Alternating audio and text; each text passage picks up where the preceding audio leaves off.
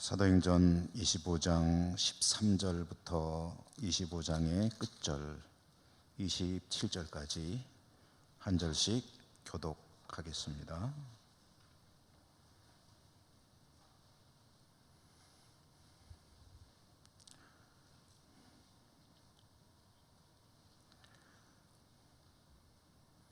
(13절부터입니다)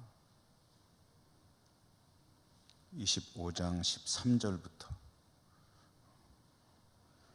교독합니다. 수일 후에 아그리빠 왕과 버니게가 베스도에게 문안하러 가이사랴에 와서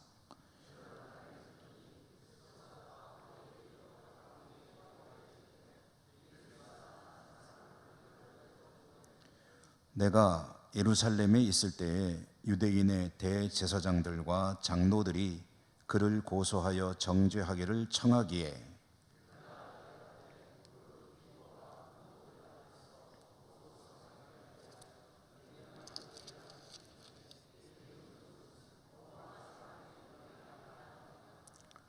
그러므로 그들이 나와 함께 여기 오매 내가 지체하지 아니하고 이튿날 재판 자리에 앉아 명하여 그 사람을 데려왔으나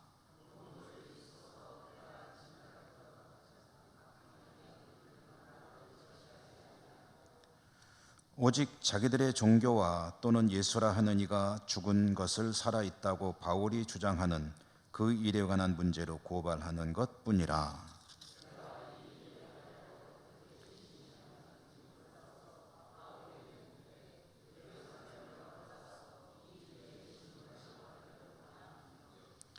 바울은 황제의 판결을 받도록 자기를 지켜주기를 호소하므로 내가 그를 가이사에게 보내기까지 지켜두라 명하였노라 하니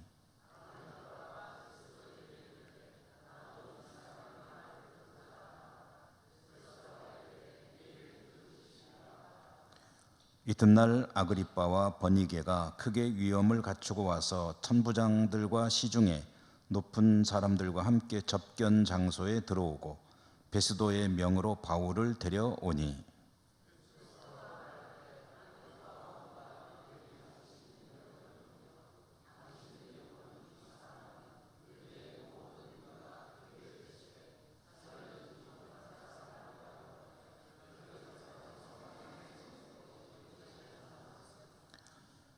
내가 살피건대 죽일 죄를 범한 일이 없더이다. 그러나 그가 황제에게 상소한 고로 보내기로 결정하였나이다.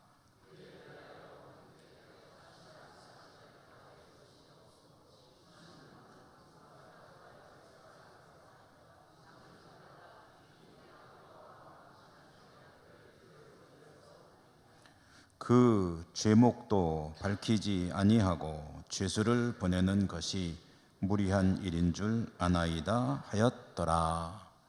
아멘.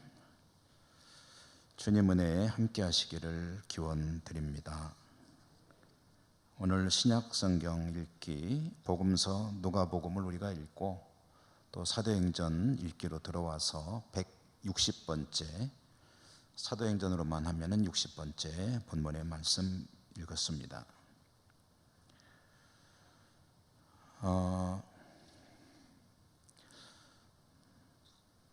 최근에 어느 목사님의 간증을 영상으로 좀 봤는데요.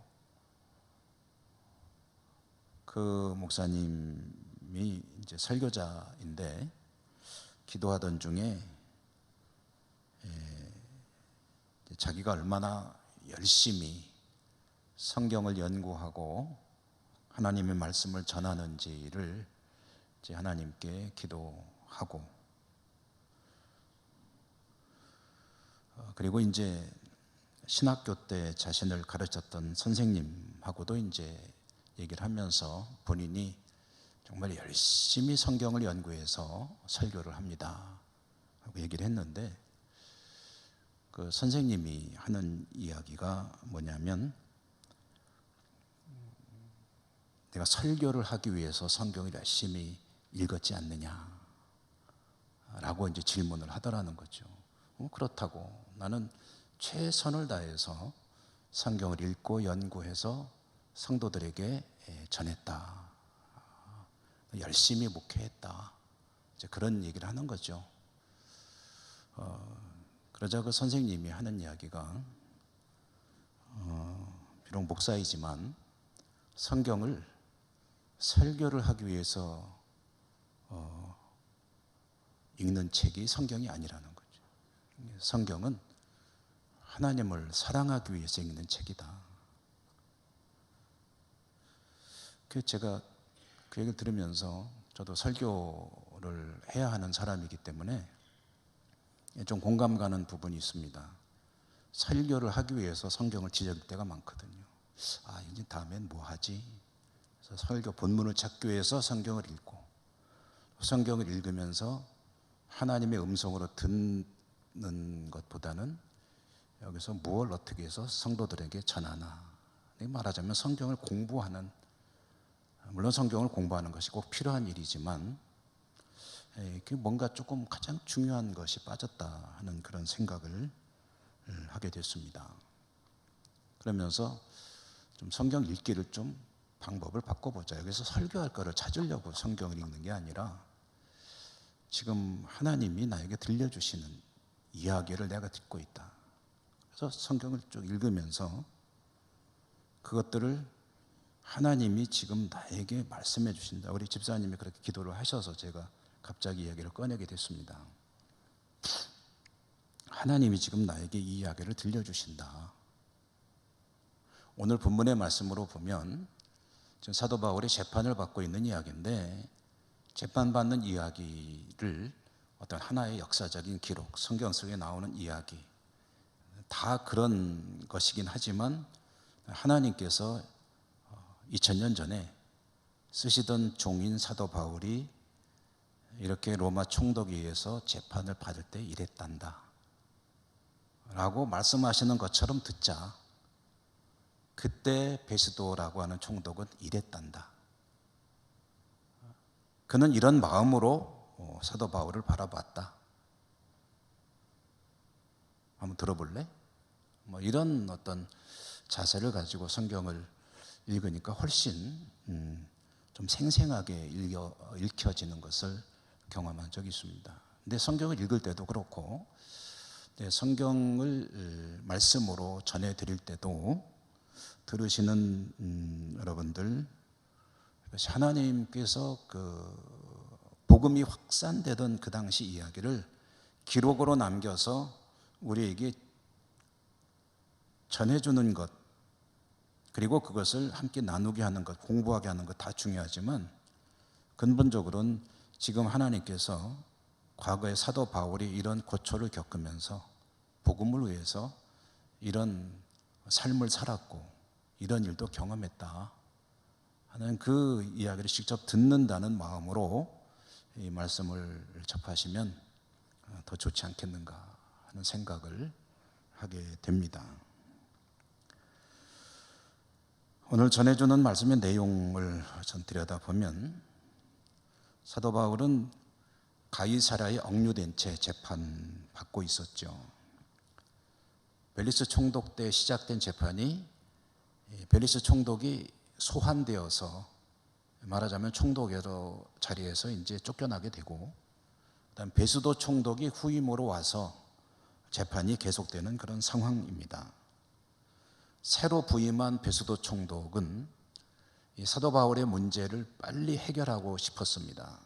전임 총독이 2년 가까이 끌어놓은 이 재판이 자신에게 말하자면은 넘어왔는데 이걸 가지고 질질 끄는 것이 좋지 못하다 하는 생각을 한 것으로 보입니다.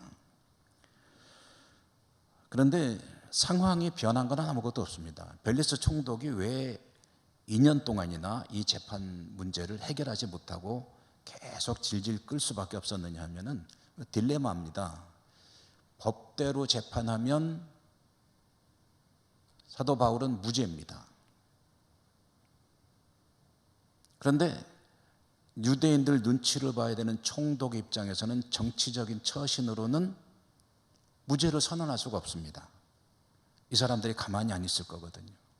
그렇다고 해서 이 사람들 눈치를 보느라고 로마 시민권을 가지고 있는 이 사도 바울을 함부로 유죄로 선고할 수도 없습니다. 그러니까 벨릭스가 그것 때문에 이 문제를 지금까지 해결 못하고 계속 미루어 온 건데, 그 문제는 하나도 해결되지 않은 상태에서 베스도가 떠안게 된 거죠.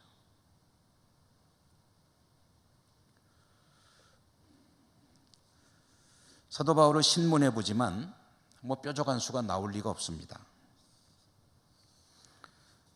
예루살렘 가서 재판 받아볼래? 하고 제안도 해봤습니다. 사도 바울에게. 그 속셈은 뭐냐면, 여차하면 예루살렘에 가서 재판하다가 유대인들한테 그냥 이 공을 넘겨버리면, 그러면 저 사람들이 알아서 하겠지 라는 그런 속셈도 가지고 있어서, 이 골치 아픈 문제를 내가 해결하기가 곤란하니까 유대인들 문제를 그냥 떠넘겨버릴까? 그런데 그거는 사도 바울이 적극 거부하는 겁니다. 그러면서 나는 황제에게 보내서 재판을 받게 해주시오 라고 청원을 하고 상소를 하는 거죠. 당신이 나 재판 못하겠으면. 근데 가만히 보니까 또 이 베스도에게 재판을 맡겨도 안 될 것 같은 거예요, 사도 바울이 보니까. 그러니까 나는 황제에게 가서 재판을 받겠다, 로마로 보내주시오 라고 상소를 한 상태였습니다. 그리고 오늘 우리가 읽은 이 말씀은 그런 가운데서 이제 사도 바울이 상소를 한 상태에서 며칠이 지난 후에, 수일 후에로 시작이 되죠. 며칠이 지난 후에 이제 일어난 일인데요.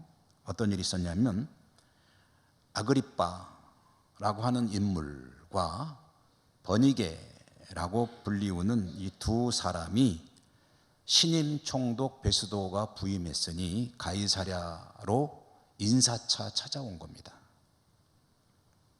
그럼 이 사람들은 누구냐? 아그리빠는 누구고 버니게는 누구냐? 하면은, 아그리빠는 앞에다가 이제 헤롯이라는 이름을 붙이면 여러분 아시겠죠. 헤롯 아그리빠. 버니게, 헤롯 아그리빠는 남자, 버니게는 여자. 이 두 사람은요, 남매입니다. 동시에 공식적인 부부는 아닌데 함께 살고 있었던 실질적인 부부입니다. 사실혼이라고 그러나요? 한마디로 추문의 주인공들이죠. 어떻게 된 거냐면, 이 헤롯 아그리빠 하면은 여러분 성경에 헤롯이 많이 나오잖아요. 그 헤롯의 가계도를 핏줄에 따라서 쭉 이렇게 그림을 그려보면요, 그 신학을 공부한 사람들도 잘 정리가 안 될 정도로 복잡합니다.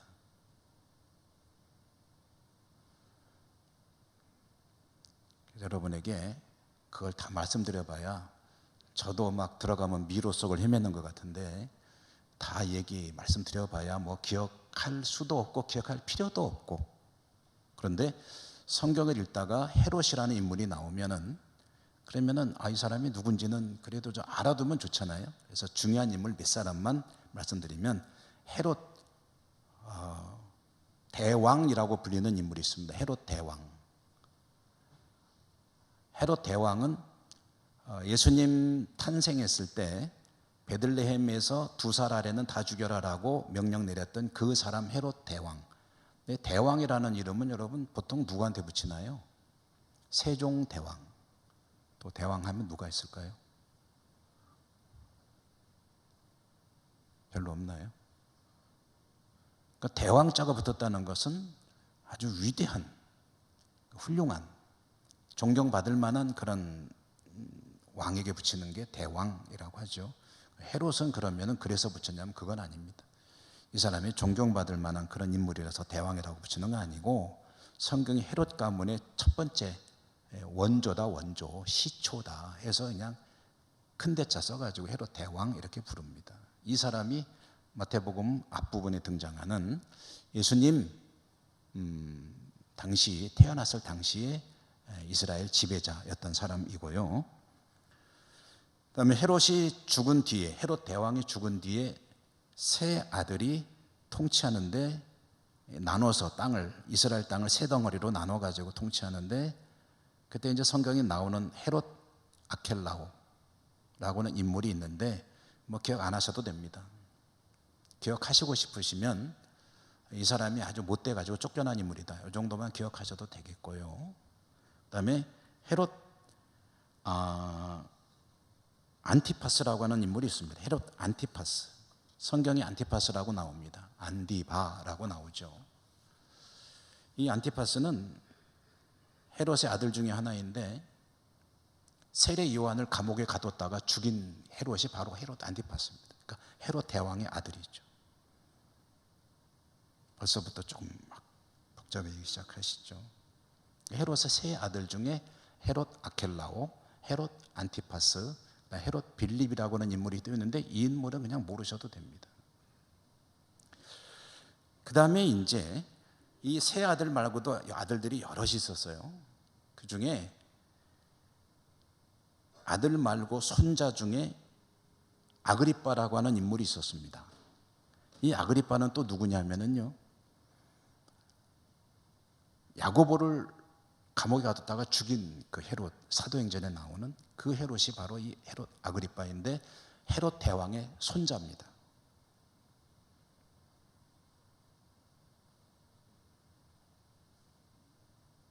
몇 사람 더 있으니까 각오하시고 들어주십시오.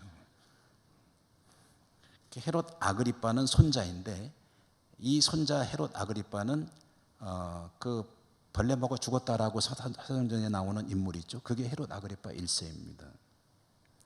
그 헤롯 아그리빠 1세의 아들, 그러니까 헤롯 대왕의 증손자가 오늘 여기 나오는 아그리빠, 헤롯 아그리빠 2세입니다.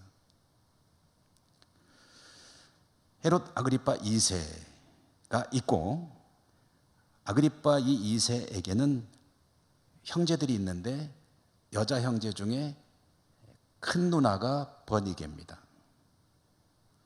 그리고 여동생 중에 드루실라라고 하는 여동생이 있습니다. 말하는 저도 지금 헷갈리기 시작합니다. 드루실라는 우리가 조금 읽기에 바로 얼마 전에 읽었던 성경 멜리스 총독의 와이프, 아내였습니다. 그리고 버니게라고 하는 이 누나는 결혼을 2번 했는데 2번 다 남편과 사별을 했습니다. 그래도 친정으로 돌아왔나 봐요. 와보니까 이제 남동생만 있거든요. 아버지는 죽었고 벌레 먹어서. 그러니까 이 남동생이랑 같이 지내다가 어떻게 부부가 돼버렸어요. 남매간에. 그래가지고 같이 사는데 정식 부부가 아니라 같이 살다가 이게 스캔들이 소문이 나가지고 사람들이 막 비난하니까 아닌 척하고서 다른 남자한테 또 출가를 해버렸습니다. 너무 복잡한 집안이죠. 그러니까 이제 지금 여기 베스도 총독을 찾아온 이 헤롯 아그리빠 2세 헤롯 대왕의 증손자와 증손녀인 버니게이자 사실혼 관계에 있는 두 사람, 이 두 사람이 신임 총독 베스도에게 인사차 찾아왔는데 베스도는 이 두 사람 보니까 반가웠습니다. 왜냐하면 자기가 지금 해결하지 못하고 있는 이 사도 바울 재판 문제에 헤롯 아그리빠가 유대계니까 요 얘기도 조금 해드려야 되겠구나. 원래 헤롯 가문의 핏줄은 유대인이 아닙니다. 에돔 출신입니다. 이방인이죠. 그런데 이스라엘의 왕으로 살면서 피가 유대 여성들과 섞이기 시작하면서 이제 유대인으로 취급받는 그런 상황이 됐습니다. 그러니까 증손 자격 때문에 이제 그동안에는 이제 유대인이 된 거라고 봐도 되는 거죠. 베스도 입장에서는 사도 바울을 어떻게든 유죄로 해서 유대인들에게 넘겨줬으면 좋겠는데 근데 해법이 없으니까 이 문제를 어떻게 하면 좋을까? 그럼 황제에게 상소했으니까 황제에게 보내야 되겠다라고 생각하고 있는데 아그리빠가 찾아오니까 혹시 이 유대인의 입장에서 이 문제를 해결할 좋은 아이디어가 없을까 하는 기대를 하게 됐습니다.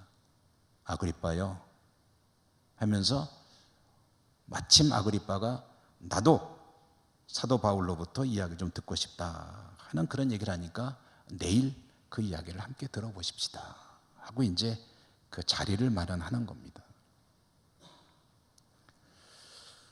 베스도는 찾아온 아그리빠에게 자기 이야기를 허심탄회하게 답답한 마음을 심경을 토로했습니다. 내가 지금 이 문제 때문에 머리가 아파 죽겠습니다. 벨릭스라는 전임자가 해결하지 못한 골치 아픈 미결수가 하나 있는데, 내가 와서 보니까 유대인 이 지도층 대제사장과 장로들이 유죄를 아주 끈질기게 주장하고 있는데, 그래서 재판이 진행되고 있는데 유죄라고 주장만 하지 증거가 하나도 없어요. 정치적으로 해결해서 죽이라고 계속 나한테 욕을 하는데, 근데 이 사람이 말이죠, 로마 시민이에요. 내가 로마법을 무시하고 이 재판을 진행할 수가 없어요. 자기들 종교적인 갈등 문제를 가지고 계속 죽여달라고 나한테 욕을 하고 있는데, 근데 내가 예루살렘 가서라도 그 사람들 욕을 좀 들어줘 볼까 했더니 사도 바울이 거부를 합니다, 이 친구가. 그래서 이제 할 수 없이 황제에게 상소를 했기 때문에 황제에게 갈 수밖에 없는 상황이 되었소이다. 근데 이 문제 좀 해결할 좋은 아이디어가 없겠소? 이런 이제 속셈을 가지고 아그리빠에게 얘기를 꺼냈고, 아그리빠는 그래요, 막 그 양반 소문 나도 들었는데 나도 그 사람 얘기를 좀 들어보고 싶소이다. 그러면 우리 내일 한번 자리를 마련해서 그 사람으로부터 얘기를 좀 들어봅시다. 이렇게 해가지고 이제 오늘 우리가 같이 읽은 말씀 23절 이하에 보면은 이제 사도 바울로부터 많은 사람들이 자기 일종의 이제 뭔가 이야기를 좀 들을 수 있는 기회를 가지게 되는 겁니다.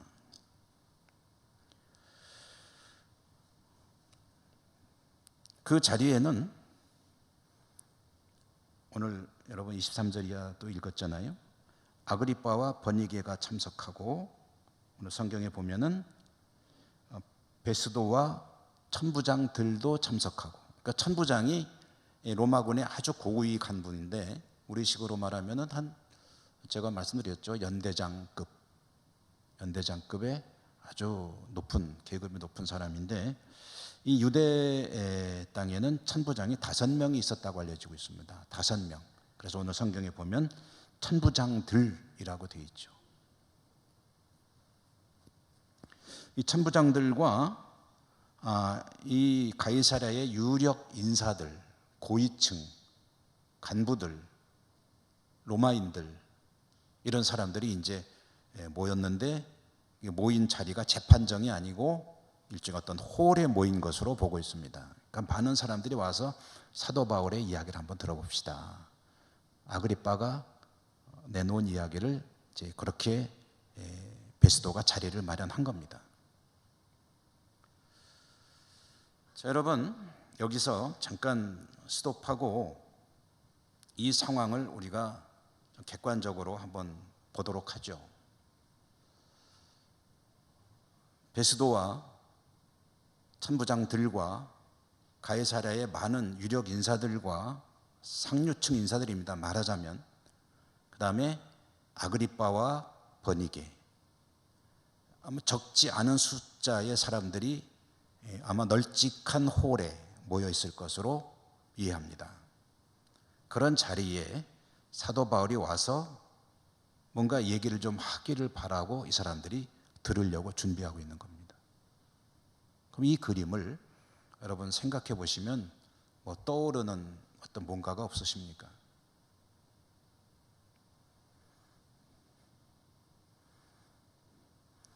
이런 상황이 만들어진 것은 바람직하게 이루어진 것은 아닙니다. 그러니까 회중들이 모여가지고 우리는 사도 바울 사도님으로부터 뭔가 좀 이렇게 은혜로운, 감동적인 그런 말씀을 좀 듣고 싶습니다 하고 모여가지고 강사로 초청을 해가지고 그 말씀을 듣거나 그런 장면이라면 얼마나 좋겠어요. 근데 그런 건 아니라는 거죠. 지금 사도 바울은 재판이 진행 중에 있는, 말하자면 미결수다. 그런데 그 미결수인 사도 바울의 이야기를 듣겠다고 이스라엘을 다스리고 있는 실세들이 유대인 고위층만 빼고 다 모인 겁니다. 다 모여서 사도 바울의 입만 바라보고 그 입에서 나오는 이야기를 듣게 될 겁니다. 유대교 지도자들은 이 자리에 안 왔습니다. 어떻게 하느냐? 그 뒤에 나오는 이야기를 보면은 유대교 지도자들이 있으면 할 수 없는 이야기를 이제 베스도가 하거든요. 그러니까 이제 말하자면은 사람들이 다 모여 있고 사도 바울을 불러오기 전에 베스도가 지금 이 자리가 어떻게 마련되었는지를 설명하는 내용이 23절 이하에 나오는 내용인데요. 베스도가 뭐라고 얘기를 하냐면 모인 사람들에게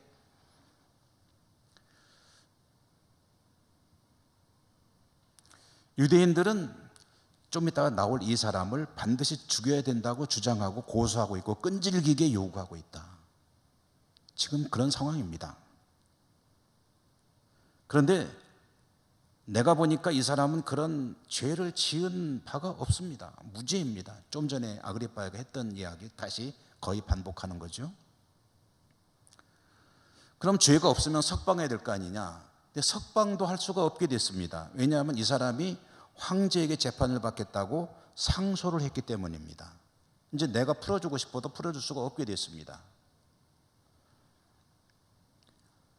그러면 나는 이 재판을 황제에게 올려보내면서 이 재판에 대한 자료들을 같이 첨부해서 보내야 됩니다.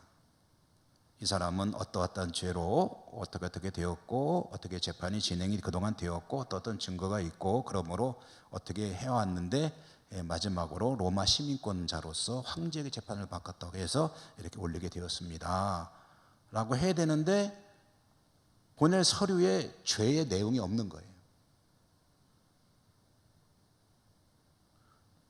재판받을 거리가 없는 거예요. 말하자면 황제 폐하시오, 이 사람은 이런 죄를 지었고 이런 증거들이 있어가지고 이렇게 유대인으로부터 고소를 당했는데 황제께 상소했더니 황제께서 재판해 주십시오 라고 해야 되는데 올릴 자료가 아무것도 없는 거예요.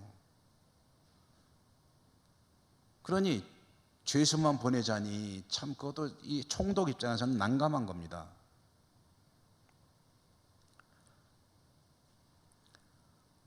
자, 그래서 이 자리를 마련했소이다. 오늘 그 이야기를 들으면서 함께 이 문제를 좀 같이 좀 고민해 줬으면 고맙겠소이다. 이런 뜻으로 이제 베스도가 상황 설명을 하는 겁니다. 자, 이렇게 모인 사람들에게 좀 있으면 사도 바울이 나와가지고 이제 얘기를 할 겁니다. 어쩌다가 이런 일이 벌어졌는지. 그런데 여러분, 이렇게 여러 사람들이 모인 자리에 나와서 사도 바울이 이야기를 하게 되면 무슨 얘기 하겠습니까? 무슨 얘기 할 것 같습니까?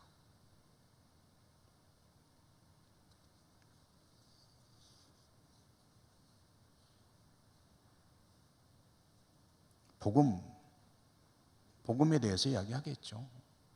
그리스도의 부활과 죽으심과 부활에 대해 이야기하겠죠.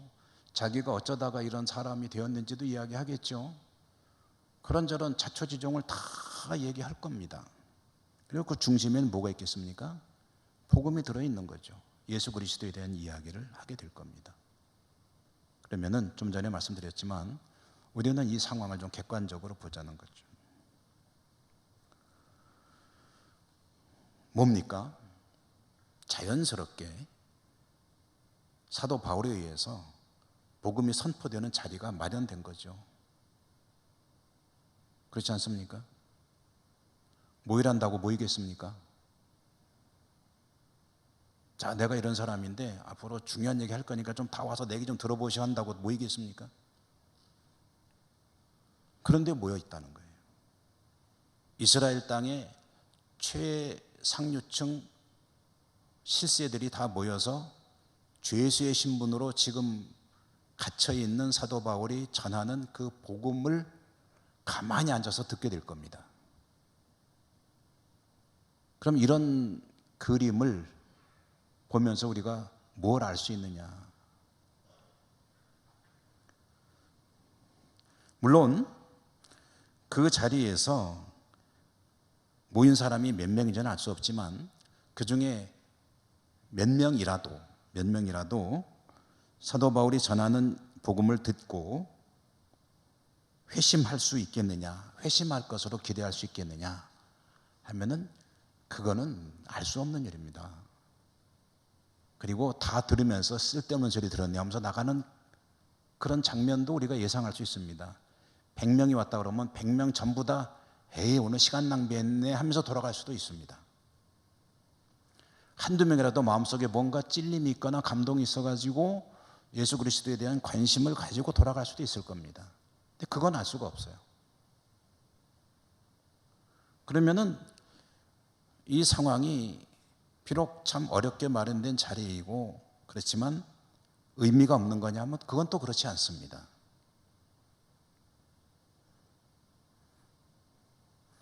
사도 바울이 자기가 그 얘기를 함으로써 이 중에 여러 사람이 얼마나 되는 사람이라도 회심을 하고 크리스찬으로 기독교인으로 예수 그리스도를 믿는 사람으로 회심하고 거듭날 수 있기를 기대하면서 말을 했겠느냐 하면 그것도 역시 아닐 겁니다. 아마 그렇다고 해서 이 자리가 무의미하냐면 또 그것도 아니라는 거예요.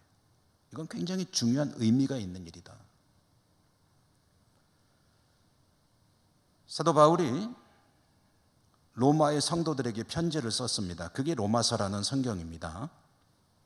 로마서라는 성경은 지금 이 재판받기 최소 2년 얼마 전에 사도 바울이 예루살렘으로 오기 전에 고린도에 있을 때의 로마로 보낸 편지입니다. 그 로마서의 10장 13절과 14절에 보면 로마서의 10장의 13절과 14절에 보면 그렇다면 이게 무슨 얘기입니까? 사도 바울이 지금 이 자리에 오기 한 2년 얼마 전에 고린도에 머무를 때 로마에 있는 성도들에게 보내면서 이런 얘기를 한 적이 있다는 거예요. 그게 무슨 말씀이냐면 누구든지 주의 이름을 부르는 자는 구원을 받으리라. 그런즉 그들이 믿지 아니하는 일을 어찌 부르리요? 듣지도 못한 일을 어찌 믿으리요? 전파하는 자가 없이 어찌 들으리요? 무슨 얘기냐? 전하는 자가 있어야 들을 거 아니냐? 들어야 믿을 거 아니냐? 전하지도 않고 듣지도 못하는 자가 어떻게 믿겠느냐? 그러니 복음을 전하는 것이 얼마나 중요한 일이냐? 전해야 들을 것이고 들어야 믿을 거 아니냐? 로마의 성도들에게 그 얘기를 했단 말이에요.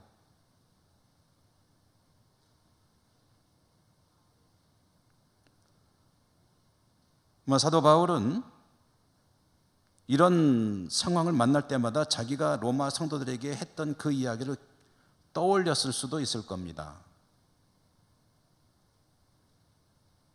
여러분, 전도하고 복음을 전하려면 얼마나 힘듭니까? 제가 아까 말씀드렸던 목사님 간증을 들었다고 했잖아요. 근데 그분이 이제 그런 얘기를 또 한 내용이 있었습니다. 정말 열정적으로 설교를 했는데 설교를 하면서 그 가슴이 답답한 거예요. 왜 답답하냐? 설교를 하는데 가슴이 답답한 거예요.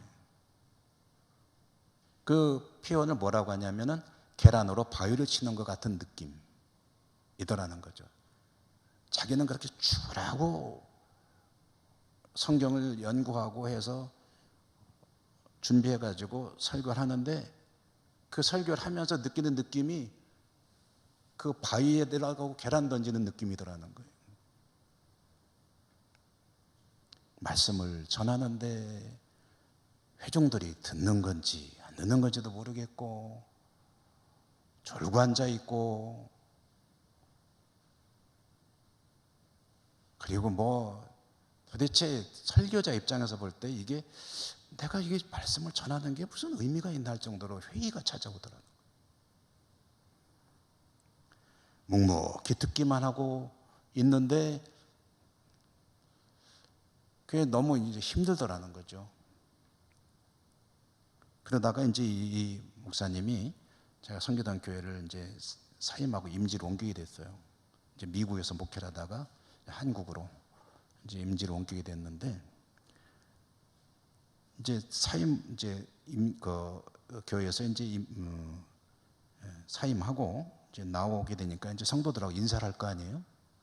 인사를 하는데 성도들이 와서 이제 그런 얘기를 하더라는 거죠. 무슨 얘기냐면, 그동안에 목사님의 설교를 너무 잘 들었고 이 안에 잘 간직하고 있고, 이거 내 평생 잊지 않고 살아갈 거다. 그동안에 목사님을 통해서 들었던 설교가 하나님 말씀으로 내 안에 들어와 있고 내가 그 말씀을 너무 그동안 잘 들었습니다 하는데, 그게 뭐 그냥 인사참 말하는 사람도 있을 수 있겠죠. 근데 그 이야기를 들으면서 제가 느꼈던 감정이 이제 씨를 뿌리는 마음으로 말씀을 전하는 그런 이제 일종의 간증을 이제 하는 걸 제가 듣고, 같은 이제 설교자로서 공감이 가는 부분이 없지 않아 있습니다. 아마 대부분의 설교자들이 느낄 수 있는, 때로는 뭔가 부딪힐 수 있는 일종의 하나의 고비인 것 같아요.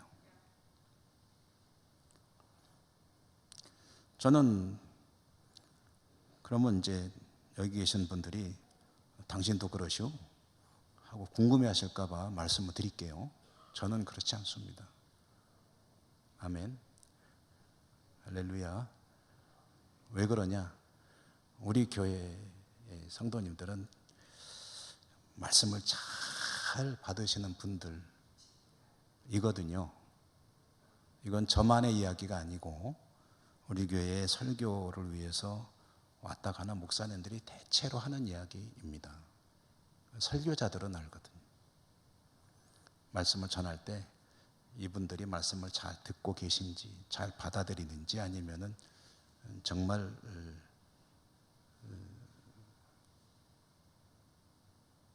말씀이 막 튕겨지는 것 같은 느낌이 드는 교회들이 있어요.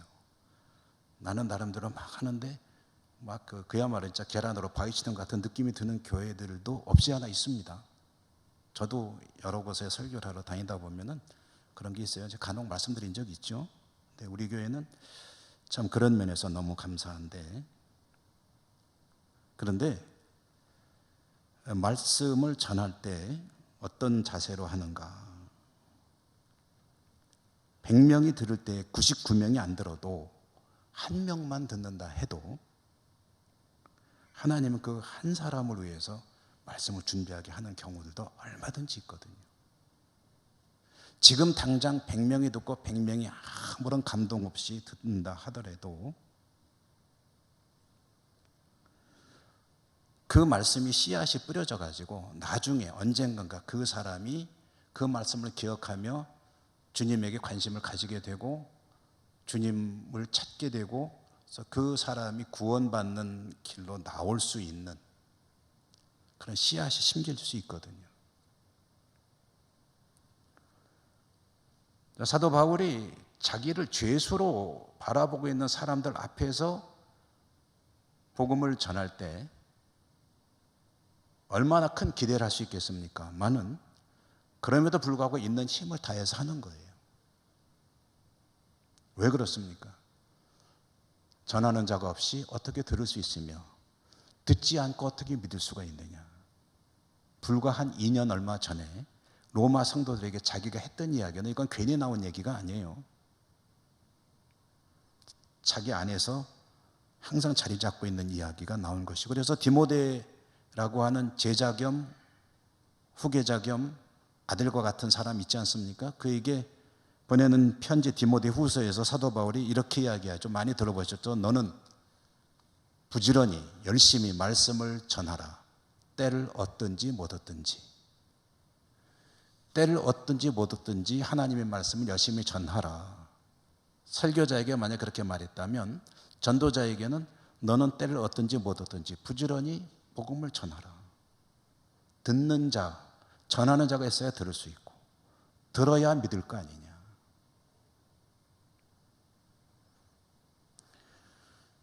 여러분, 말씀이 전해지고 복음을 전하고 전도를 하고 할 때 때로는 허공에 흩어지는 것 같은 그런 허무한 벽에 부딪히는 것 같은 생각이 들 수도 있지만 그러나 결코 무의미한 일이 아닙니다.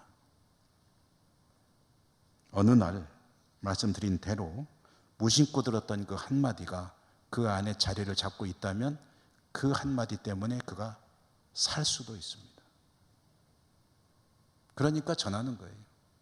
안 듣는다고 포기하지 말고 예수 그리스도를 왜 믿어야 되는지, 때를 얻든지 못 얻든지.